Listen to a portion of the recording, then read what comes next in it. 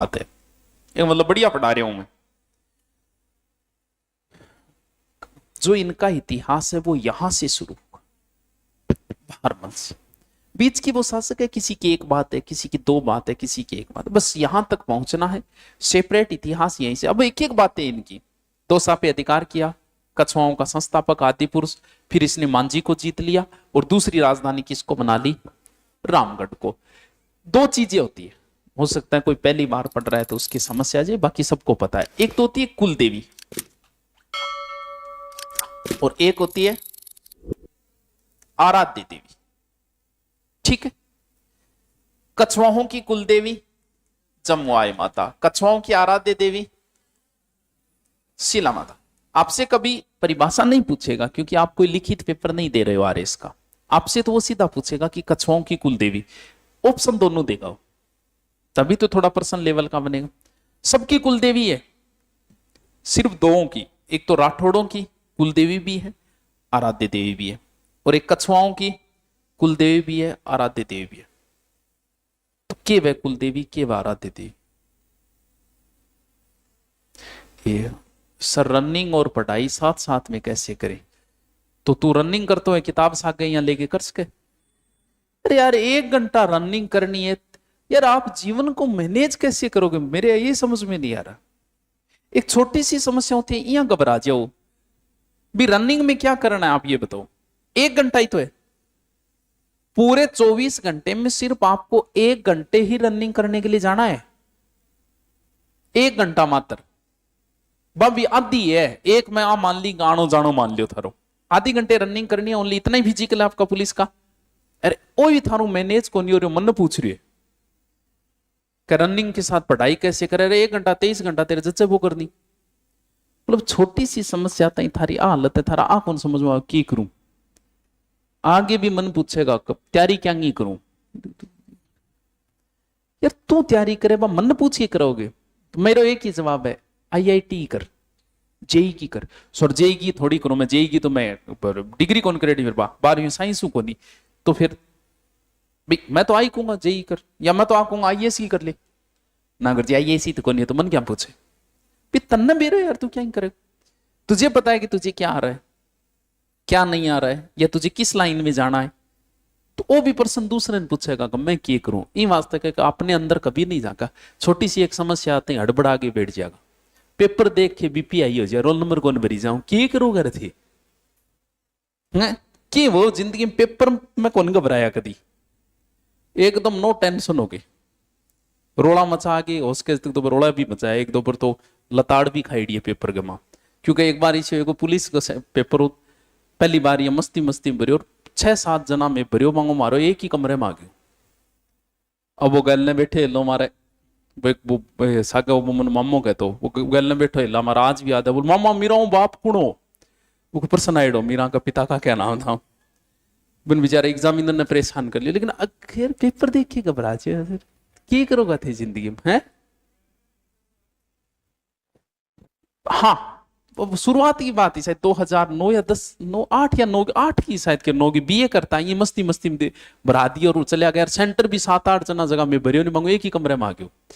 आवे कौन से निकी को नहीं हो क्यों बीए ही करा बेटे ना कोई मतलब हो नौकर ना करे वहां देखा कैमरो यहाँ किए हुए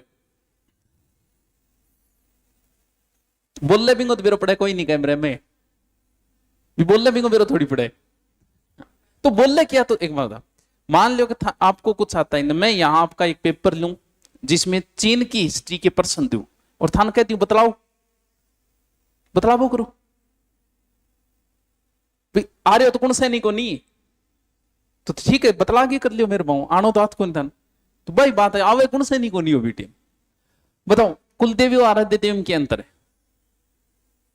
कुलदेवी और आराध्य देवी शाबाश बहुत बढ़िया। और कुलदेवी एक आराध्य देव कई है ठीक है। और है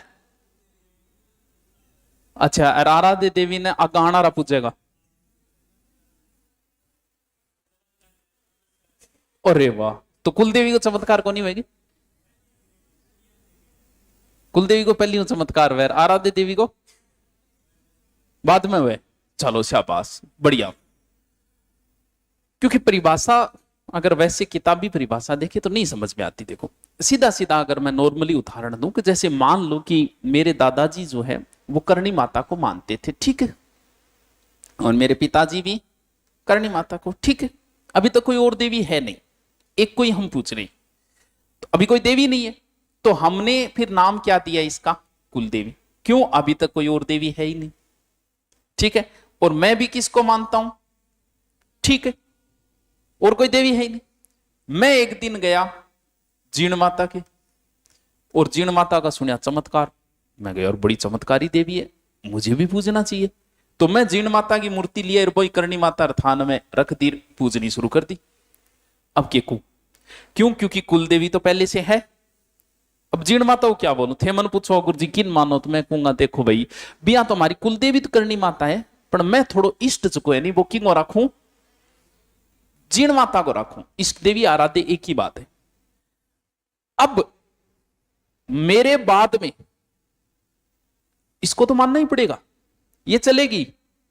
मेरे बाद वाले भी पीढ़ियां मानना शुरू कर देगी किसको, लेकिन जीण माता कभी हमारी कुलदेवी नहीं बने, क्योंकि कुलदेवी एक ही है जो पहले आ चुकी है। अब मान लो कि ये जरूरी नहीं है कि एक जीण माता, मान लो कि थोड़े दिनों बाद में चामुंडा माता की गया, चामुंडा माता की मूर्ति भी उठा के ले आए, पूजा शुरू कर दी, तो चामुंडा माता भी क्या बनेगी मेरी, आराध्य। यानी कुलदेवी एक ही है जो पहले से है। यानी जब थारो ब्याह हुआ गुर जो घर का ले आके देगा नहीं, बा कुलदेवी है आराध्य देवी, बा कुलदेवी आराध्य देवी, बा कुलदेवी है। क्यों, क्योंकि बिन माननो ही पड़ेगा थान, बा चाहे थान पसंद हो या ना हो, उसे मानना ही पड़ेगा। आप बाहर जो भी बनाते हो वो इष्ट देवी है, कितनी बनाते हो, 2 3 4, इनका ज्यादा साइड इफेक्ट नहीं होता, लेकिन शाम में रोटी कौन मिलेगी।